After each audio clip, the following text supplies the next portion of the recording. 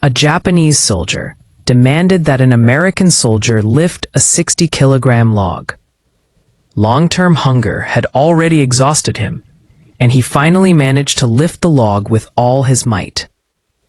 A nearby Japanese soldier told his men that if the soldier dared to put the log down, they would beat him to death on the spot.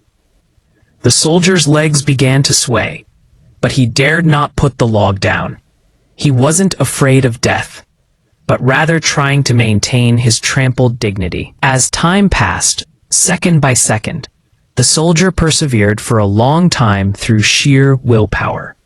His comrades, impressed by his perseverance, looked at him with admiration. The Japanese officer's face gradually shifted from arrogance to fear. The man knew in his heart that he now represented not only himself, but the spirit of a nation and a people. He looked at the Japanese soldier with unwavering eyes, telling himself that he must live.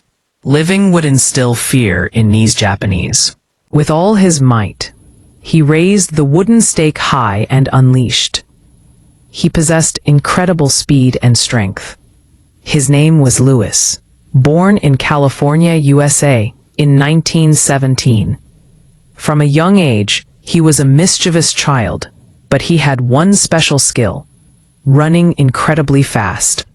With this skill, he always managed to escape unscathed after committing mischief.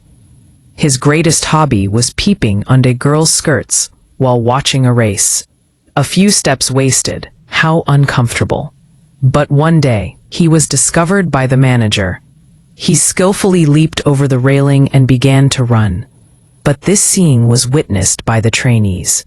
His brother saw his talent and immediately recognized Louis's exceptional ability. So, his brother invited him to join the school's track and field team. But Louis refused, because everyone thought he was a bad kid and nobody respected him. He wasn't as outstanding as his brother. However, his brother told him directly that from then on, Louis was unstoppable, winning first place every time. With his outstanding performance, he was quickly selected by the bogey team to participate in the 1950s.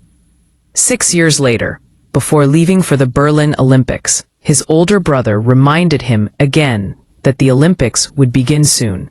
However, facing world-class athletes, Louis still seemed to be lagging behind, being left behind last. His family, listening to the broadcast, were extremely nervous for him. But in the final lap, Louis displayed astonishing explosive power, not only overtaking one opponent after another, but also breaking the world record. Everyone was happy for him. He went from being someone everyone considered a bad boy. At a high point in his career, with thousands of people watching, Louis underwent a series of transformations. At this time, Louis was full of hope for life. However, his good fortune was short-lived.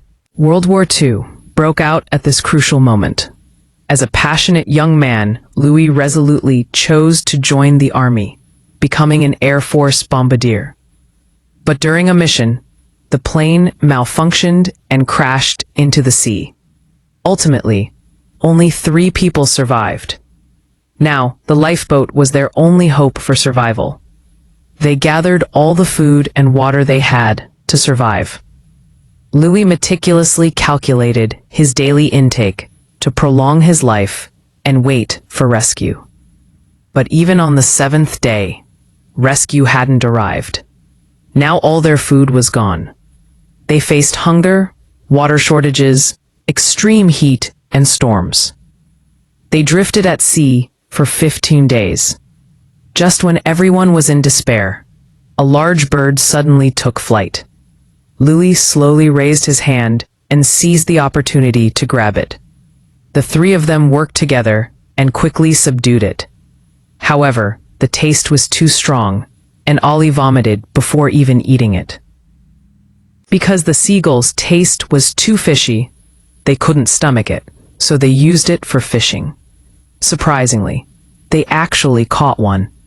To survive, the man grabbed a shark from the sea with his bare hands and stabbed it to death. Finally, having a satisfying meal.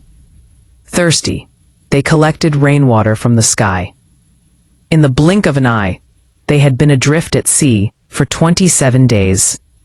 Suddenly, an airplane appeared in the sky, but the three men were too weak to call out anymore. They could only fire their last remaining signal flares. Before they could even rejoice, they were met with merciless bullets. Seeing this, the three immediately jumped into the sea to hide, but the sea was teeming with sharks.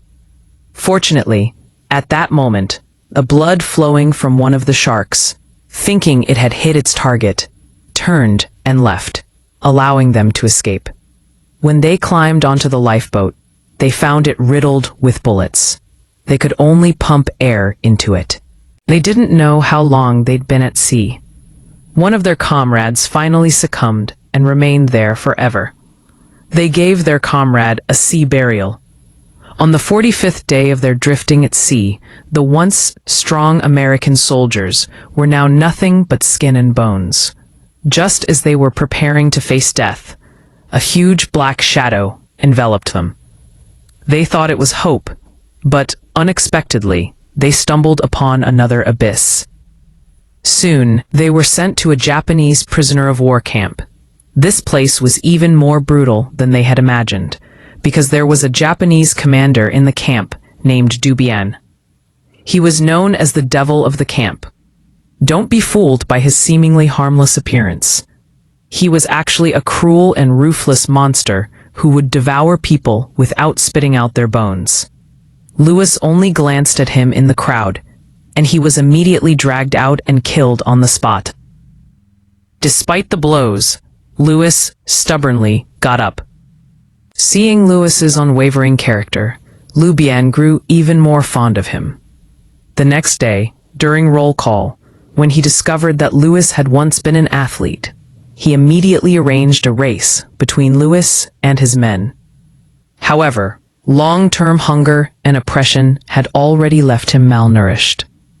Before he could even run one lap, he was exhausted and collapsed on the ground. Ultimately, Louis lost the race. But Dubian didn't intend to. Letting him go meant another brutal beating, and his comrades could only watch helplessly. In the days that followed, Dupin became increasingly deranged. Whenever Japan suffered a defeat, he would storm into the prison and vent his anger on Louis. One day, Louis finally couldn't take it anymore. He told his companions that he would fight Dupin to have a chance to truly defeat him. That day, Louis was taken to the city for a lavish feast. Only after he had eaten his fill did he learn that the Japanese High Command. 1. What was the most interesting detail about the Japanese High Command, and why did the messenger Dupin not actually like him? In that, what is the maximum final benefit of mourning Louis? The answer is that he didn't even get any rest. By taking his fill, he would become a high-level grade again. Thank you. It was planned, our anticipated conclusion. But first we must mention the city. The relationship is likely to be done again. We will conclude this wonderful. The city has not been decided, meaning the present tense, timely, and prudent. In conclusion, we shall never know everything. After concentrating, we may move on to other topics, some of which are expert decounts in practice. Unfortunately, in expert position, we simply just don't care. Our expertise, accurately. Now we must end this important decision in time. This includes the challenge of Dupin and the difficulty of lacking an incomplete presence of freedom. However, we must go on paying for another round. Now we must ensure the safety of the city. 5.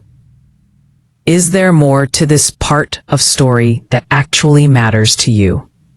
We must Knowing Louis was an athlete, they hoped he would read a pre-written speech on the radio to demoralize the American troops. If he did, He could then enjoy the same lavish lifestyle as the soldiers behind him, without having to return to the war. Faced with the greater good of nation and people, Louis refused without hesitation. He preferred to return and suffer Watanabe's torment, rather than live a life of ignominy here. Thus, Louis was once again sent to a prisoner of war camp. But this time, Dupin. He didn't physically beat him, but instead had his men tie his hands and then line up all the prisoners of war, each to step forward and punch Louis. He wanted to completely break Louis's will. The leading soldier hesitated, but Dupin then grabbed a wounded soldier and beat him mercilessly. To prevent his comrades from continuing to suffer, Louis pleaded with his comrades to hurry up. His comrades had no choice but to helplessly take turns punching Louis in the face. Louis was beaten so badly he couldn't stand. Dupin ordered 2 Japanese soldiers to lift him up and remember him. They fought from morning until sunset. No matter how Dupin tormented him, Louis refused to submit because he knew that only by surviving could he truly repay Dupin. That day, Dupin came to Louis and told him some good news. He, as a colonel, was being transferred away. He had come to say goodbye to Louis and asked him if it was good or bad news. Seeing that the devil had finally left, all the prisoners of war breathed a sigh of relief. But their relief was short-lived. As the American army continued to advance, the POW camp was bombed by the Americans. Everyone thought that this place was freezing cold and covered in snow, but they had to dig potatoes there. Just as all the soldiers were gathering, Louis saw the terrifying, sinister Dublin. When Louis saw Dublin again, he was so frightened that he collapsed to the ground. Dublin, seeing his old friend, there was no politeness whatsoever. They were treated like soldiers by a stick. They worked here for over 10 hours a day, and a moment's carelessness could result in a fatal fall. His aim was to gradually destroy the willpower of these American soldiers, to completely break their spirits. Dupin even ordered his men to deliberately throw Louis off the steps, inflicting excruciating pain. Louis could only endure it and continue working, as the Japanese suffered repeated defeats on the battlefield. Dupin, in order to vent his frustration, fueled by anger, he once again summoned Louis and ordered him to lift a 60-pound wooden stake. Louis's strength was already exhausted from the daily high-intensity work and insufficient food. Yet Louis still struggled to lift the stake and slowly placed it on his shoulder. But Dupin ordered him to lift it overhead and told his men that if he dared to put it down, they should shoot him dead. Louis's legs began to tremble and his consciousness became blurred. But he knew he couldn't collapse. It wasn't that he was afraid of death, but